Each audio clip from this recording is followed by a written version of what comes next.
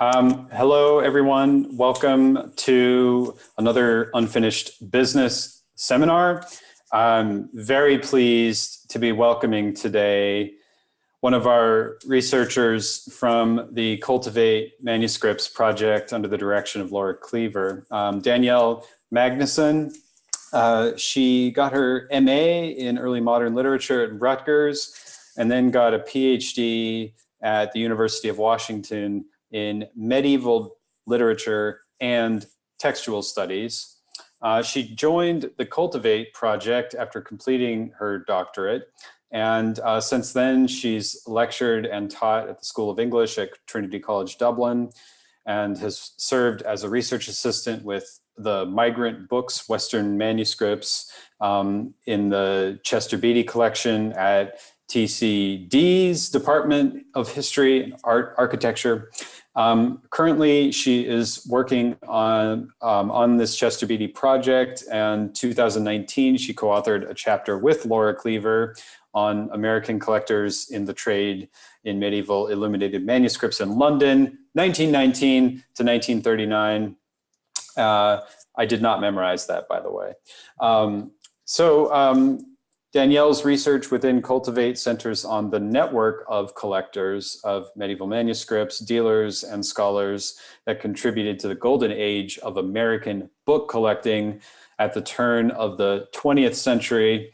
We're going to record this session for posterity. And just before we get started, let me remind you that if you have any questions, please enter them in the chat box or indicate that you would like to ask a question to Danielle in the chat box, and we will get to your question. For now, let's welcome Danielle. Thank you, Danielle. Hi. Okay, so my talk is entitled Fact or Fiction, Questions Surrounding the History of HM1. So today I'm going to be doing a case study of Huntington Library manuscript HM1, otherwise known as the Wakefield or Townley manuscript. This manuscript offers us a window into the world of British drama prior to Shakespeare. And because these windows are so rare, each one is very precious to drama historians. The manuscript contains 32 biblical plays in English. And these plays were thought to have been performed by craft guilds in the Wakefield area in the late Middle Ages. The manuscript is mostly written by a single scribe on parchment and was owned by the Lancashire Townley family for many years, although no one is certain how or when they acquired it. During the 19th and early 20th centuries, the manuscript passed through the hands of some of the most famous collectors, scholars, and book dealers in England and America. I'll be concentrating on this in particular, focusing on some of the more puzzling aspects of the manuscript's commercial history. The manuscript first appeared for public auction in 1814 for the sale of John Townley's library by R.H. Evans. It was also the first time anything had been published about it, and Francis Douce was responsible for the entry. This single catalog entry would impact drama scholarship for more than 100 years. Douce was an avid collector himself, leaving a sizable library to the Bodleian, including 420 manuscripts. He was also briefly keeper of manuscripts for the British Museum and had ties to the early Roxburgh Club. He was without question a well-connected individual in the book collecting world. He had only seen the manuscript for the first time in 1812, when Townley brought it to London for him to examine. And Douce's personal letters revealed that the family could only guess where the manuscript had originated from and when it had entered the family library. So it would seem Douce invented a provenance. During his lifetime, he was better known for his possessions than his learning. An article in the Bodleian Quarterly Record explains that his observations on manuscripts fail to demonstrate, quote, great acuteness or wide experience of manuscripts, end quote. And A.N.L. Mumby writes that Douce's, quote, artistic judgments, especially attributions, have not stood the test of time, end quote. It was without any supporting evidence that Douce declared that the Townley manuscript had monastic origins, specifically the Abbey of Widkirk. His opinions carried enough authority that some contemporaries started calling the manuscript the Widkirk manuscript. And dealers likewise trusted Douce, and they trusted his 15th century dating of the manuscript. Had they paid more attention to the manuscript itself, they might have noticed that his description of the contents didn't include all the plays, including the Second Shepherd's Play, arguably the most significant play in the entire cycle, and what we now regard as one of the most important works in English medieval drama. Evans recycles his 1814 entry in the 1819 John North Library sale. This time, Peregrine Edward Townley, John Townley's son, buys the manuscript back. Just the year before, in 1818, a small part of the manuscript had been printed for the first time in a Roxburgh Club publication for the Chester cycle.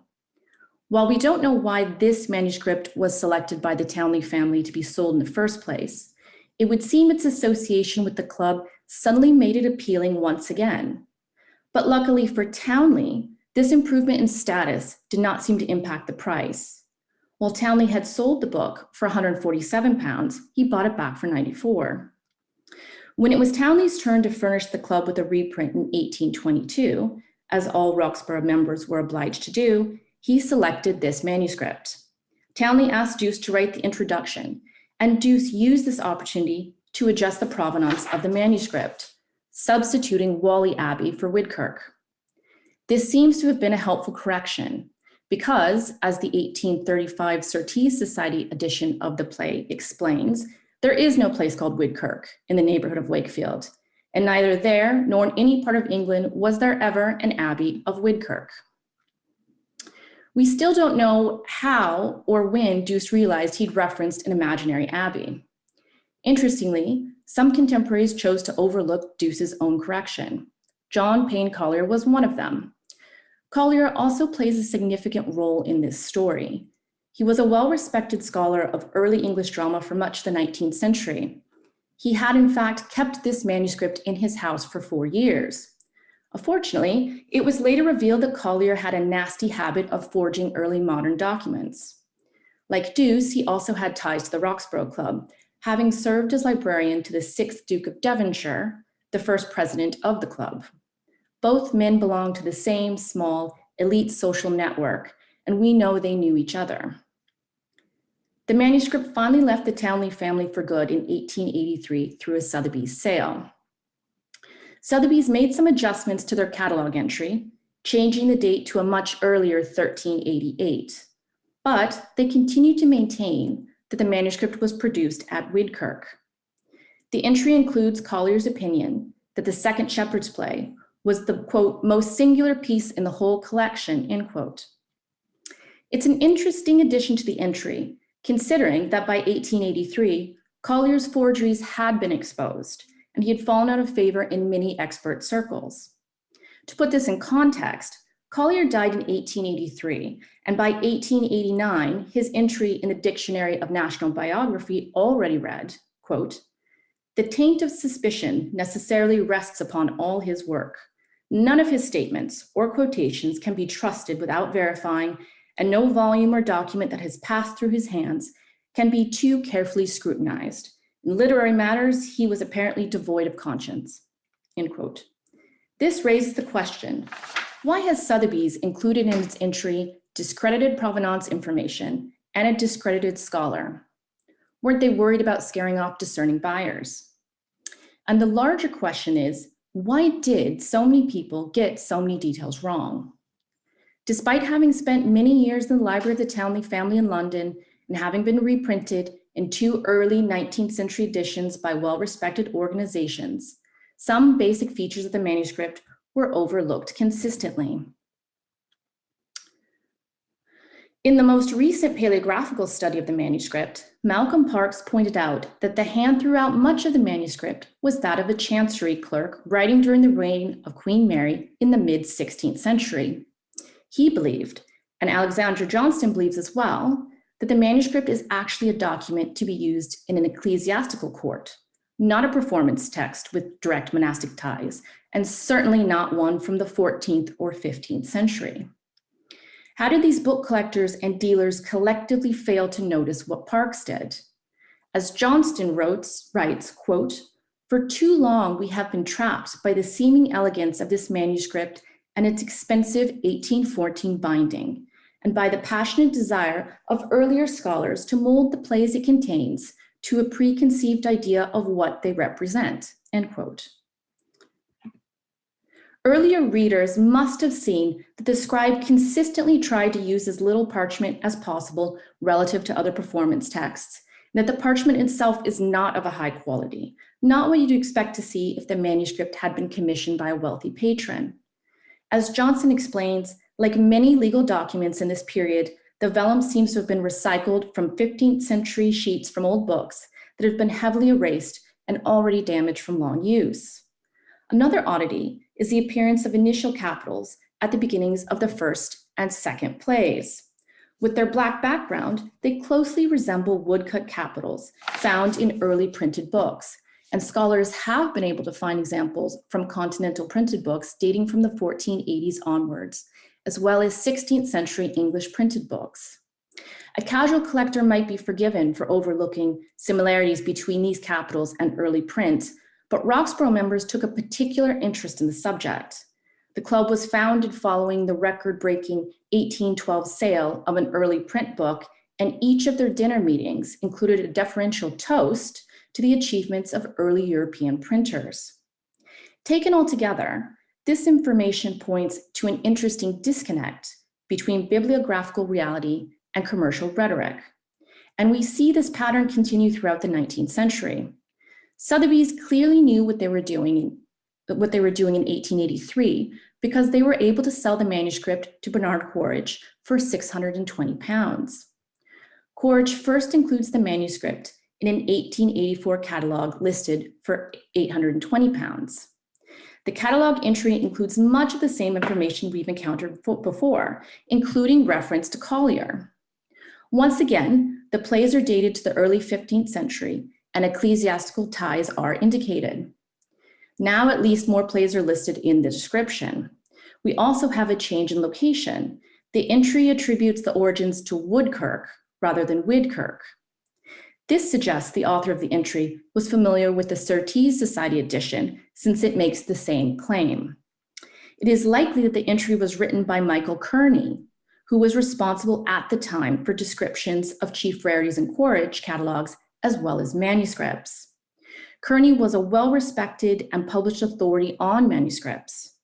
So if Kearney wrote the entry, it's surprising when he indicates that it doesn't really matter if the manuscript is linked to Woodkirk or Wakefield, because the places are close together anyway. Despite this being a century that saw the introduction of so many learned societies, here we find an example of a dealer ignoring their findings while acknowledging that they do exist.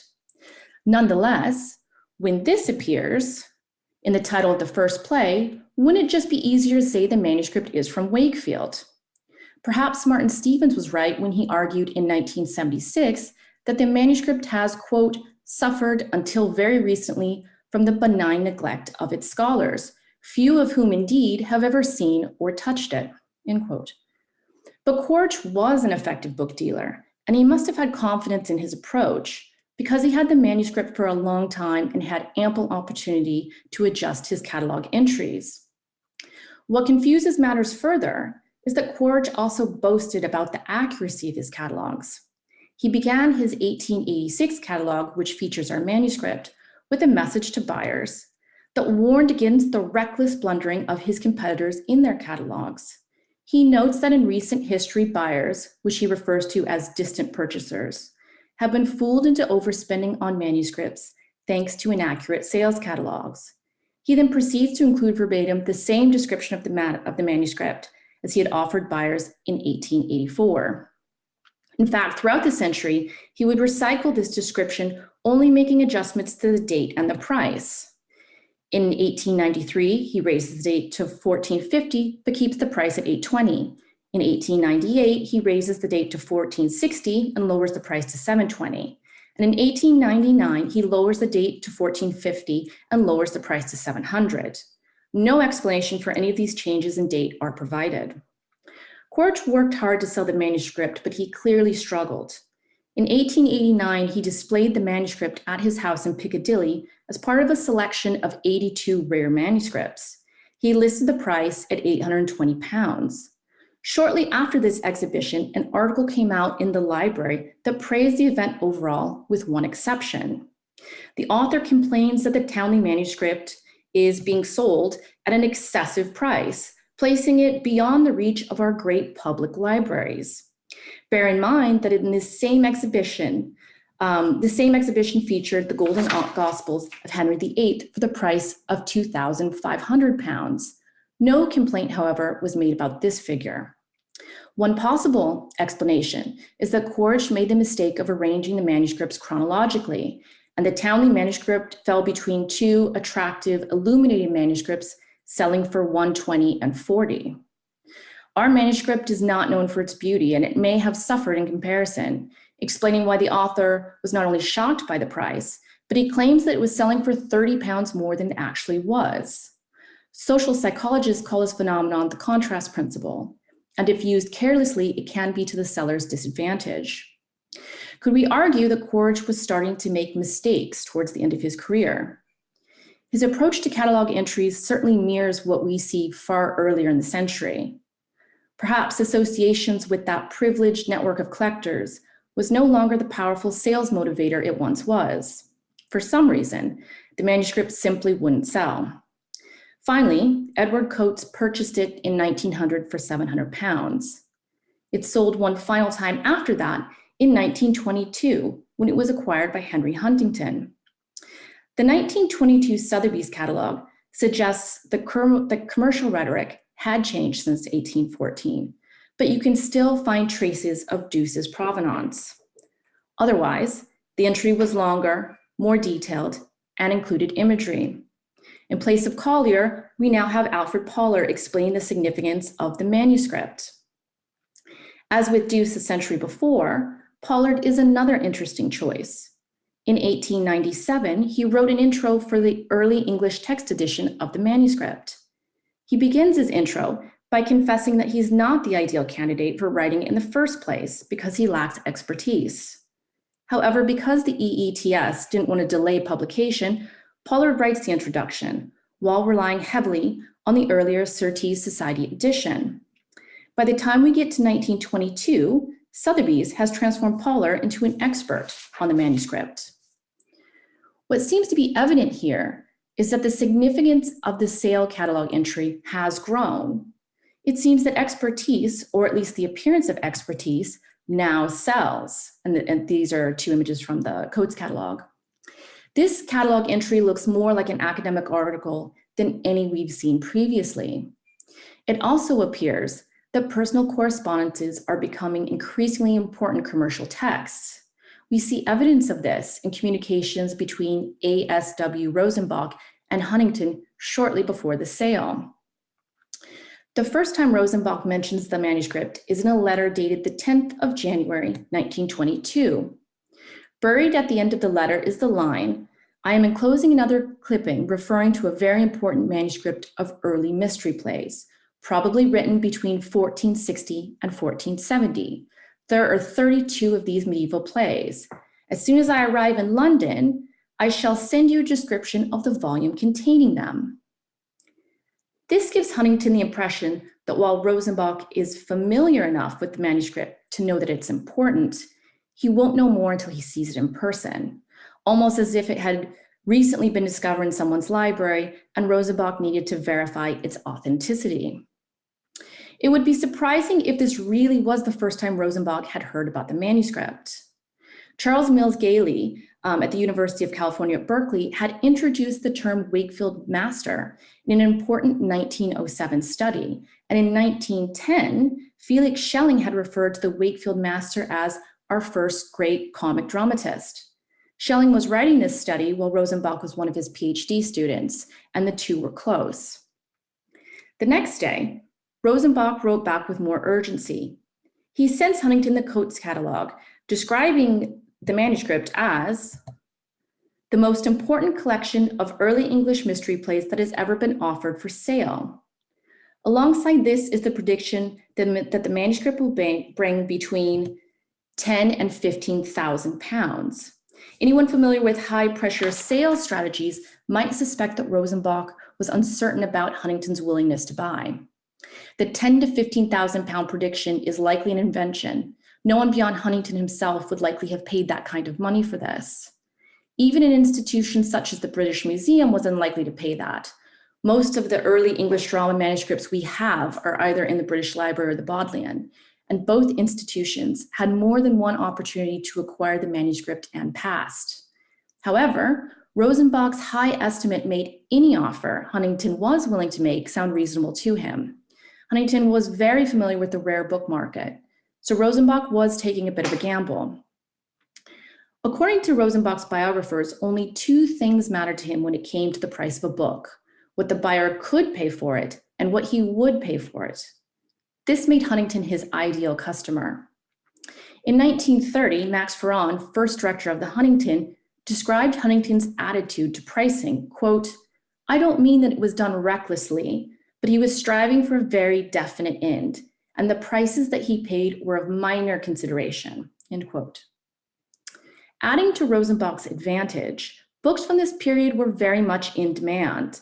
A Publishers Weekly article from 1922 explains, quote, "The popularity of early English rarities with American and English collectors and the high prices which they are bringing is drawing many little-known books of the period into the English market. Almost every bookseller's catalog contains items of extreme rarity of this period," end quote.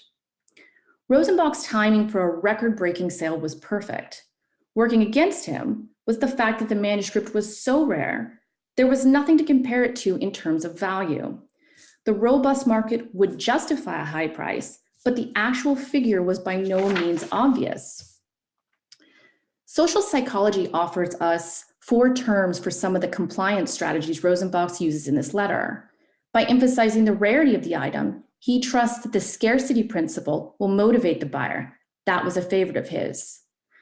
By indicating that Huntington only had a limited amount of time to reach him in certain places, a change of tone from the previous letter, he applies subtle pressure through the deadline tactic. But the line, "I am willing to accept from you any bid which you think reasonable," shows some awareness of what is called the rejection then retreat technique. A large unreasonable request is followed by a smaller one, the one desired all along. And what Rosenbach wants is a quick and healthy bid on an item Huntington presumably knew next to nothing about. Rejection then retreat works particularly well because the buyer feels that they had some control over the outcome and they tend to be more satisfied with their purchase. Rosenbach also reminds Huntington that this purchase would be consistent with others he's made in the past, hinting that he remains on familiar, secure ground. All of these are effective and in this case, well-executed sales techniques. And they worked. Initially, they worked too well. Huntington tells him to bid £6,000 on the manuscript on January 17th. 3 days later, he sends a rush telegraph to Rosenbach in London, changing the bid to £3,500. Did he suddenly realize that he'd just casually given Rosenbach an enormous bid for a manuscript he knew little about after receiving 1 catalog entry and 2 letters? While this was certainly the kind of book Huntington did buy, he had already acquired a copy of the Chester Cycle in the 1914 Devonshire Library purchase. He was not known for his deep knowledge of literary manuscripts.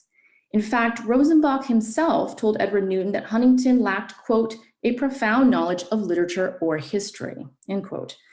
But Huntington ended up spending £3,400 for the manuscript, or $17,000.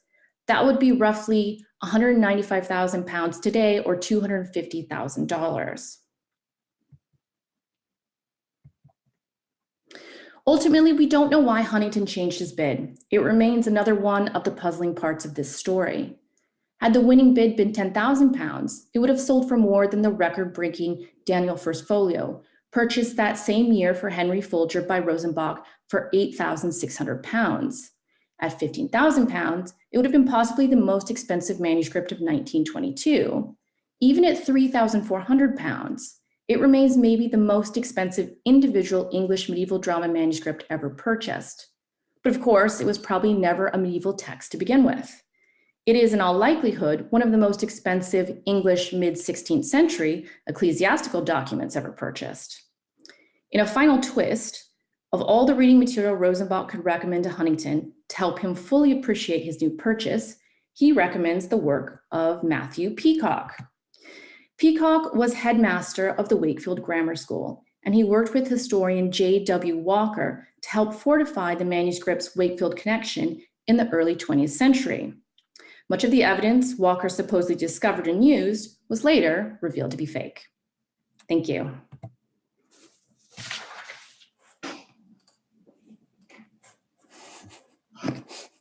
Many rounds of applause virtually. Thank you so much. That was really fascinating. I found myself jotting very emphatically the tension between bibliographical reality and commercial rhetoric, if I got that right. That's a really interesting idea to pursue. But I'd like to open this up to our participants. Questions, comments?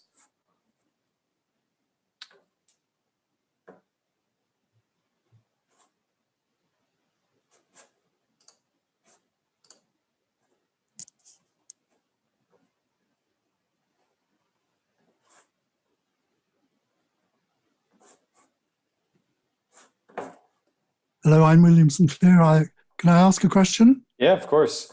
Hi, William. This is a question based on profound ignorance, really. But I'm surprised that members of the club weren't aware of the personalities of the dealers they were dealing with. Because Rosenbach, it's been shown now, that he wasn't just unscrupulous. He made up things, made up books.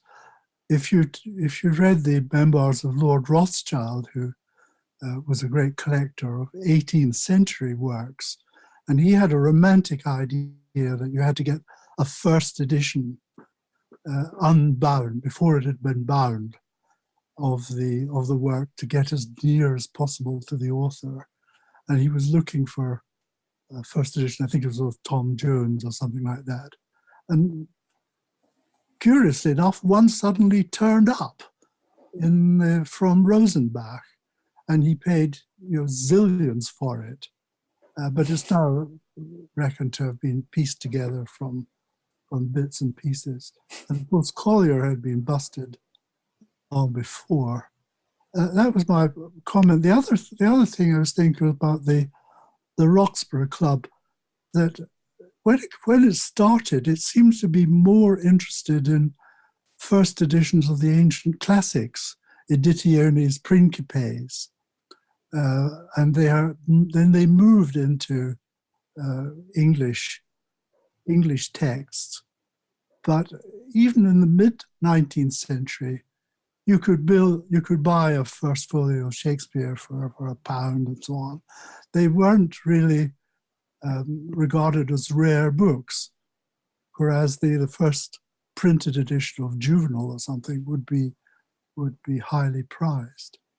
And I suppose there are some, when you talk about there being experts in medieval manuscripts, I'm wondering who these experts were at the time you're talking about, or was everybody feeling that way? Thank you. So are we asking who would have had some level of expertise in the early 19th century or later on? It seems to be unique, but it does seem to be a genuine manuscript. It's just been dated to the wrong century. But there were people who could tell you a forged manuscript from a real manuscript. That was, I suppose, the main expertise at the time you're talking about. But there's not all that much interest in the contents. Collectors. Well, I don't know that anyone necessarily thought that it was forged, although Barbara Palmer has wondered if the title, there's two titles that have the word Wakefield in it at the beginning of the first and the third play. She has wondered if maybe someone more familiar with Collier's hand might not take a look at those titles because they seem to have been written in a later hand than the rest of the manuscript. But there isn't really a sense that that HM1 is itself an example of forgery. It's more a case of just kind of, ignoring the bibliographical evidence, consistently ignoring the bibliographical evidence that's available throughout, the 19th century and the early 20th century. And just trying to understand why that would be the case, considering this is such an unusual manuscript. It is so rare. There are so few cycle manuscripts are available to us. There's so few manuscripts from early English drama in general available to us. So why not pay a bit more attention to something this rare, this expensive? And it's also kind of interesting that it is going through such knowledgeable book dealers that it's not getting that they're missing some of these things, which I think means that we need to kind of go back and kind of look at how the history of commercial rhetoric might have impacted scholarly developments or maybe delayed certain scholarly findings. Because certainly, a sales catalog is written, with it was written for a specific purpose. It's going to convey information, absolutely, but it's ultimately written, designed to sell something. That's the whole purpose of that text, of that piece of writing. Book buyers, they have a vested interest in maintaining whatever was written by the book dealer, because otherwise they look a bit silly if they claim some level of expertise in rare books and they're tricked by an erroneous sales catalog entry. So I just think in this particular case for this manuscript, I think that it would probably be helpful to go back and kind of untangle some of these parts of the story and try to figure out like how commercial rhetoric might have, again, gotten in the way of scholarly discovery. Now, I'm not doubting that in the least. I'm sure you're right about the commercial rhetoric. But in terms of forgeries or fakes or doctored manuscripts, they're not at all easy to do. There's a huge number of forgeries of Byron and of Shakespeare and of many other authors and the Hitler diaries and so on. And usually you can tell that the forger or the faker has just lifted something from some previous text and put it on old paper or something. But anyone approaching this document, I think, are you suggesting, these thoughts would not have crossed his mind because it is an old document?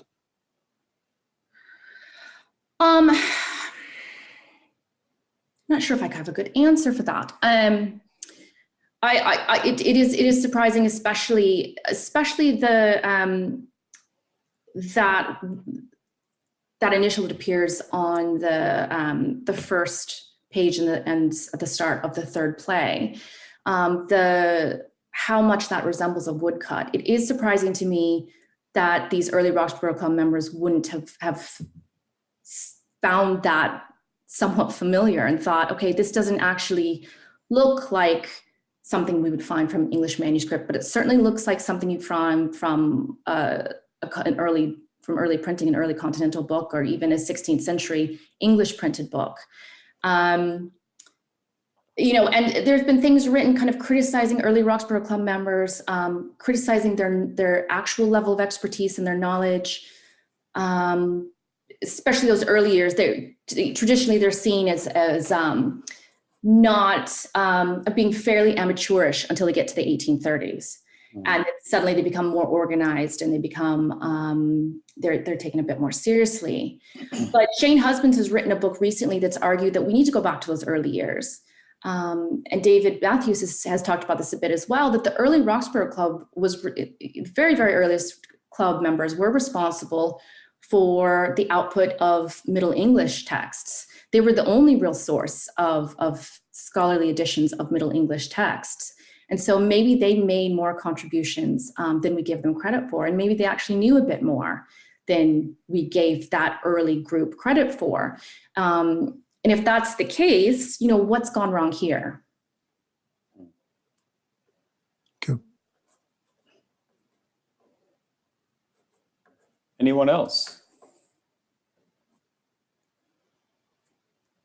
Oh, we have a question from Laura.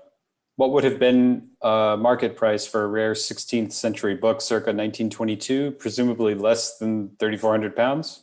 Maybe that was a jokey question. I don't know.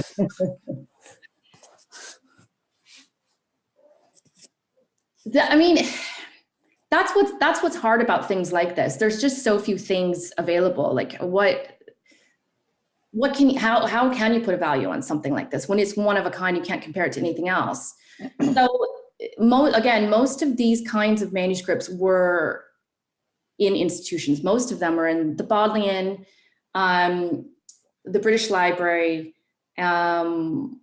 Winchester College has 2, and the Huntington ended up with 3, and then Folger has the Macro manuscript.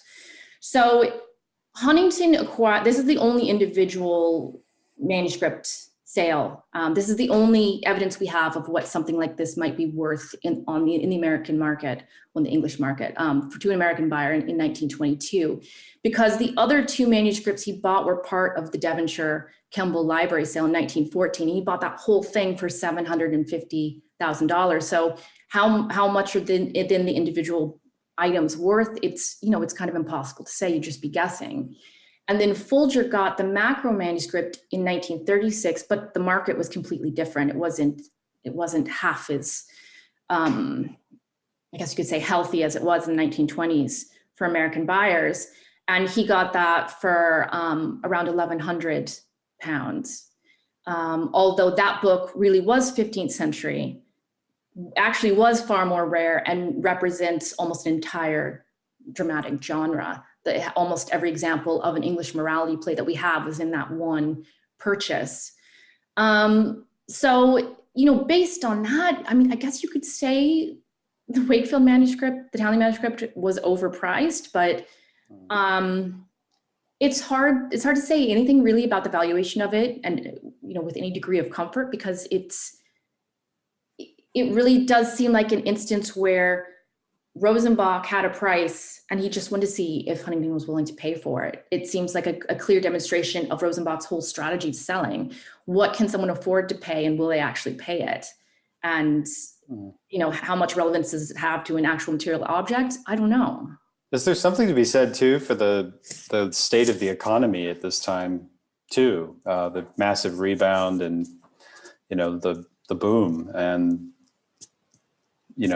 equity inflation and things like that. I wonder if that has some role to play.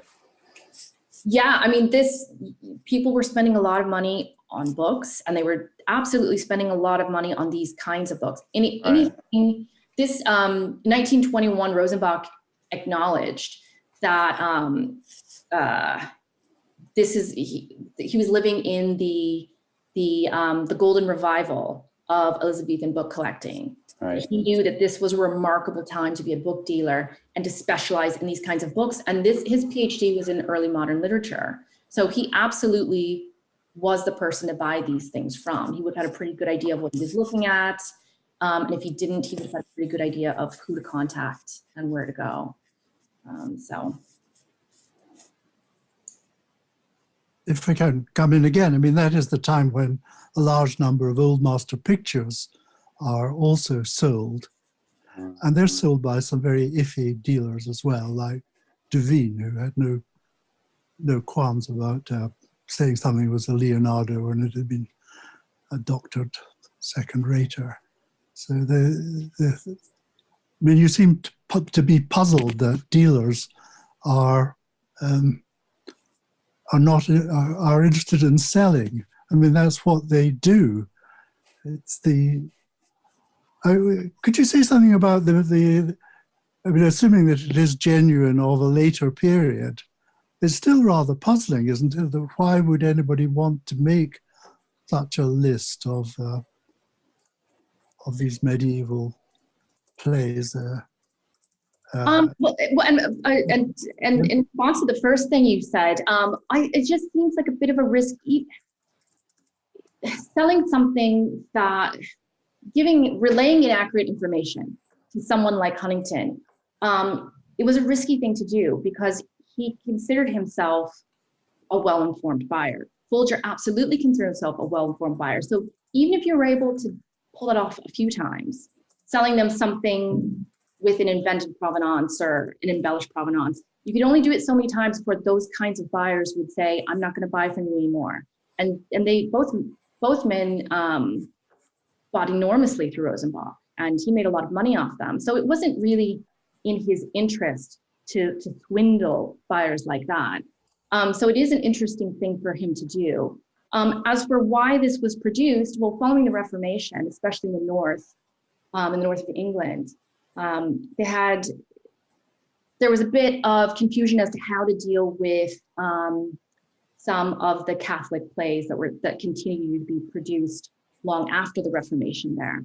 And so different ecclesiastical courts would ask for plays that were currently being performed in different places, York, Chester, Wakefield, Beverly, places like this. They would ask for them to be written up and sent in, and a group of people would go over them and see if they adhered to the latest regulations in terms of dramatic productions and what would be said and what was when was a medieval play too Catholic, when did it need to be censored. So there is evidence of censorship in this actual manuscript. So someone did read it and say, okay, we need to remove these, certain leaves, certain references, certain parts of plays. And so that was something that you saw with all the cycle plays. And eventually that's why they were stopped. The performances were stopped because they could only censor them so far. They could only edit them to a degree to where they weren't really recognizably cycle plays. So this was really just to see if this is a manuscript copying older plays, older manuscripts. So this is really just to check that these can safely be performed and it wasn't violating any rules. Danielle, Jane put a question in the chat about why the manuscript is attributed to a chancery scribe. Do you have any information about that? Malcolm Parks is the one who said there's one hand, and it's not actually the hand that you see here. This is the very end. This is just going to show how beat up some of the parchment can be in places. But the hand that you see throughout most of it, he identified as belonging to a chancery clerk. And there's some strapwork initials that he also said you really would only see writes a lot of legal documents. You wouldn't see that anywhere else. And for Alexander Johnson, it made so much sense. And, for him to turn around and be like, well, this looks a lot like a legal document.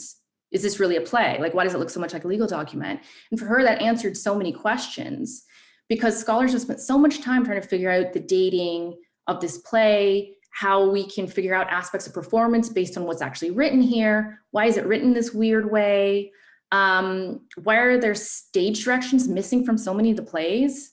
It would be really hard to put on any kind of performance using this particular book. It doesn't make any sense. But if it were just kind of a record of performances. Like a prompt book. Yeah. Yeah. Yeah, I think it was common for prompt books not to have instructions like that anyway. Yeah, someone commented that it almost looks like a 16th century will. So yeah. Yeah, it's so interesting to see it. If it had been medieval, we'd expect to find some Latin in it, would we not? I mean, it seems to be all in English.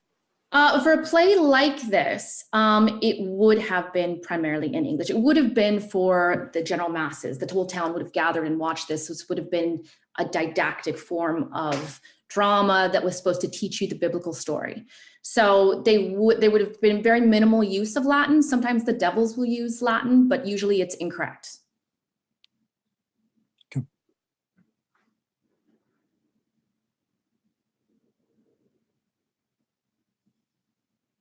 Can I ask a question? Of course. A general question.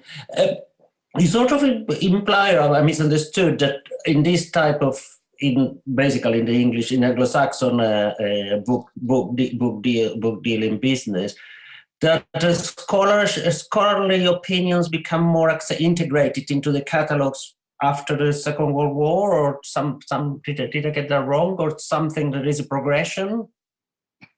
It does seem like if you lay all the catalog entries for this out, they get they progressively get longer. They more and more. By the time you get to that Coates catalog in 1922, it looks like a little academic article. I showed 2 pages of it, but it's 4 pages long, and so it does. Starting off with the Evans article, which is this little paragraph.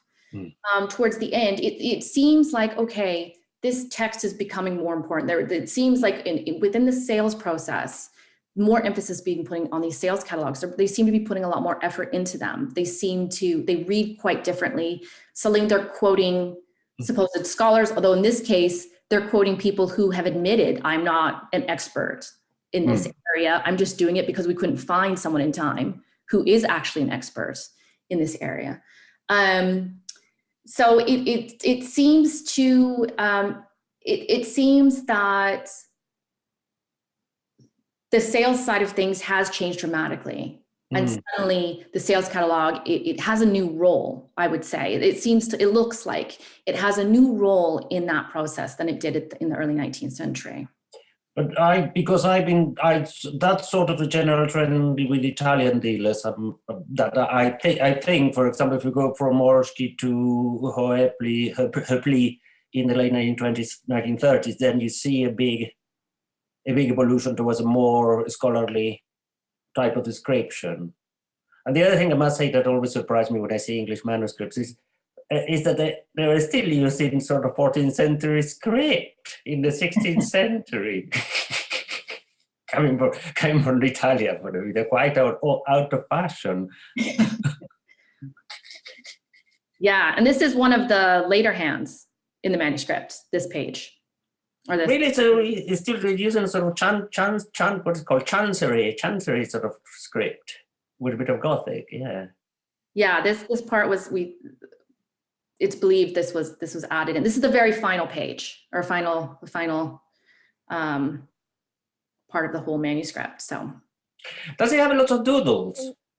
Sorry, is it codicologically part of the same manuscript? No, this was added in. That could be separate. Yes, this seems to be added in at some point. And the pages are separate. I believe so, yes. Because it could be completely different in provenance. I just don't know this manuscript, sorry. So I'm just asking out of complete ignorance. Yeah, this one was kind of tacked on at the end. And so sometimes people even debate if we should even consider it part of the, it's a monologue, and wondering if it should be even considered part of the full cycle. But the whole manuscript itself seems to be a compilation. So it's a question of why were we ever reading them all at once, chronologically, considering them unified in the first place. The Wakefield master, who's of course famous for his contribution to the manuscript, it's only believed that if he ever existed, he only wrote 5 of the plays. So there's not a lot of consistency in the manuscript. There's not a lot of consistency in the hands. Titles are added at later points. Marginalia is added at different points. Different pages are inserted and removed at different points. There is a lot of controversy about when things can actually be dated, and we can definitively say this is when this was added, this was when this was removed. But yeah, it is tricky, but it certainly, yeah, it wasn't produced at once by one person. Oh, no, I don't think it can have been. And was never performed at once, you know, back to back. And when people have attempted to stage this, it's almost impossible. It doesn't work. Can I ask another question? It started with the doodles. Does it have a lot of doodles? There's a few, yeah. And again, Alexander Johnson talks about this, that you would see these from kind of recycled 15th century parchment books like this, where things have been erased and it's been written over. But considering that for so long, this is seen as, you know, something, you know, a valued Townley family heirloom, possibly commissioned by a member of the Townley family at some point in time.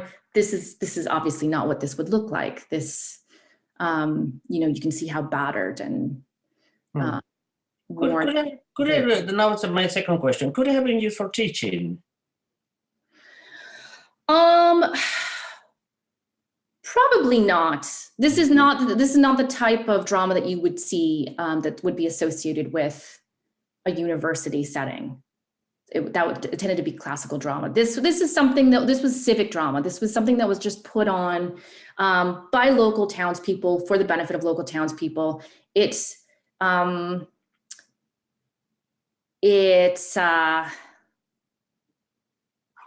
you know, 19th century readers sometimes grumbled that it was a bit vulgar. It's a bit,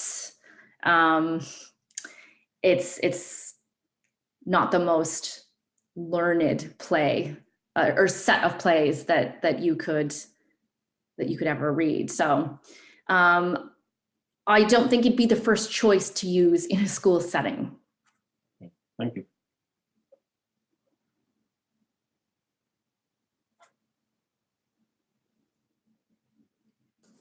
If there's silence, is there any chance of retrieving what might have been written underneath? You know, if it's an old vellum, there might be something can be traced, palimpsest. I'm not sure about that. Might be.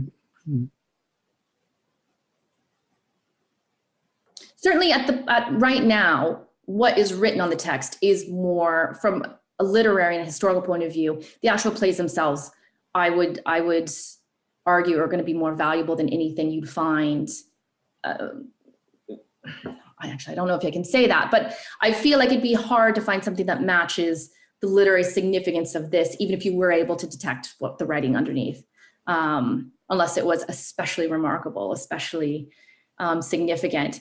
But even as a mid-16th century ecclesiastical document, this manuscript is still of enormous significance for drama historians. It's one of the few examples of cycles drama we have available to us. There aren't many cycles. There used to be more cycle plays performed, but the attrition rate was so, we lost so many manuscripts that the few that we do have available to us are very important. And it's the only way we have access to this kind of drama. The York manuscripts, there's some Chester cycle manuscripts, and then the in-town plays, and that's it. That's all that remains.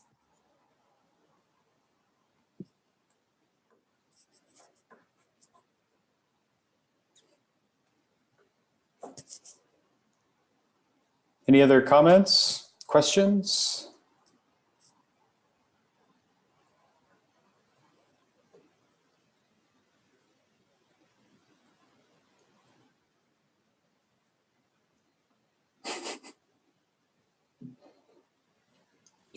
Do you have other pages that you could just show us, or is this the only one you've had made up? Let's see. I can go back all the way to the end of the. I have a few other pages that I've included. but they're unfortunately towards the end of the presentation, or sorry, for the beginning of the presentation.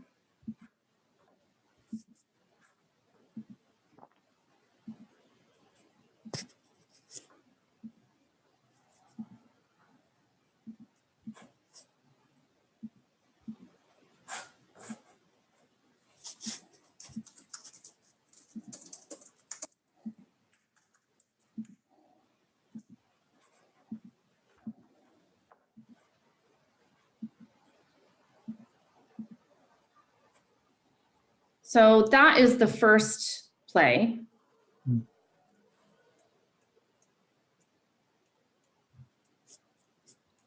And that's that title written in a later hand that, again, Barbara Palmer wonders if the Wakefield part wasn't added by Collier. Yes. The fake provenance. Sorry? Could be a fake provenance written in. And that's just a close-up of that first initial. That's the page we saw before. There's the cover, obviously. That's a Charles Lewis cover.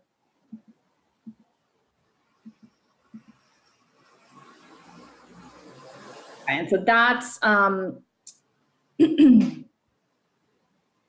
that is much closer towards the beginning of the manuscript. And you can see that the speaker's lines are identified by red, which is something that we would see more often in performance texts. Nice. And here you have the beginning of the second Shepherd's play. And again, you can see that how the speaker's lines are being indicated there with red. And this would be that hand that, this would be the main hand that you see throughout the bulk of the manuscript that Malcolm Park said. This, again, this looked like a Chancery Clerk hand.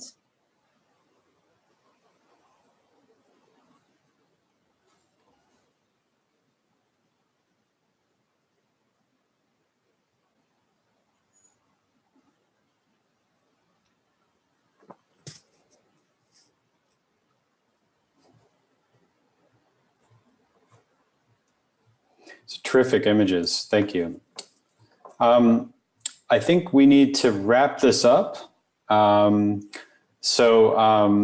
you again, Danielle, for this. It was really wonderful to hear about what you're working on.